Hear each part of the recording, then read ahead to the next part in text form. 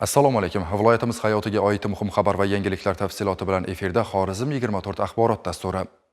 Davlatimiz rahbari tashabbusi bilan respublikamizning barcha hududlariga bo'lgan singari viloyatimizning barcha shahar va tumanlarida zamonaviy ko'rinishdagi inshootlar, aholi turar joylari hamda ijtimoiy soha obyektlari qad ko'tarmoqda. Yangi O'zbekistonning yangicha qiyofasini o'zida aks ettirgan bunyodkorlik haqida muxbirimiz lavhasida batafsil tanishasiz. Xorazm viloyatining 7 ta tumanida 8 ta yangi O'zbekiston massivlari bunyod etilyapti. Ularda 555 ta uy-joylar va 20 mingta xonadon bo'ladi. E'tiborli jihati barcha infratuzilmaviy obyektlar, barcha qulayliklarga ega massivlar bugun odamlar hayotida yangicha hayot tarzini aks ettiryapti. Bizning Xanqa taraqqiyot qurilish xususiy korxonamiz Xanqa tumani yangi O'zbekiston massivida 8 ta turar joy qurdik. 150 ta xonadon. Yaqinda ham yer auksionida 30-iyun kuni bizning korxonamiz yana 2 ta uy yutib oldik. Loyiha ishlari bo'lib turibdi. Bu yerda infratuzilma obyektlari hammasi joy-joyida, bolalar maydonchalari, o'yingohlar, yana yaqinda maktab qurildi 300 o'rinli, bog'cha qurildi 150 o'rinli massiv aholisi uchun. Bugungi kunda ushbu massivda qurilish kerak bo'lgan 46 ta uylardan 39 tasi qurilib, 1000 dan ortiq xonadonlar foydalanishga topshirildi. 7 ta uylarda qurilish montaj ishlari bugungi kunda davom etmoqda.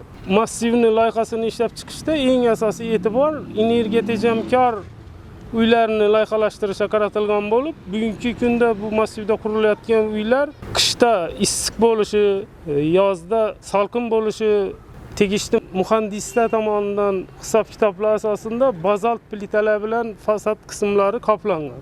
Har bir binoga 20 ta quyosh panellari o'rnatilgan, quyosh suv qizdirgichlar o'rnatilgan.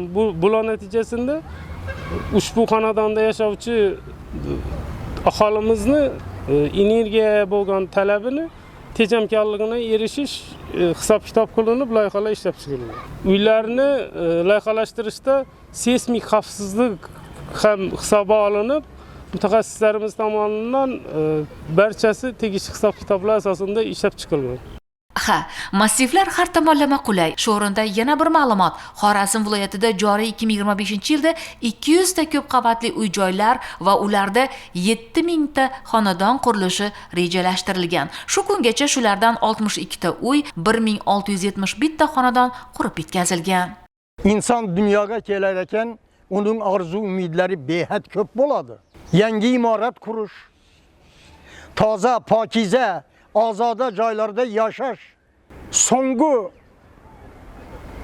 yillar ichida mana shu hurmatli prezidentimiz ish faoliyatini boshlagan birinchi kunlardan boshlab qiladigan hamma ishimiz xalqimiz uchun, millatimiz uchun, shu xalqimiz millatimizning kelajagidagi farzandlari uchun qiladigan ishlarimizni pokiza, o'rinli, qilaylik.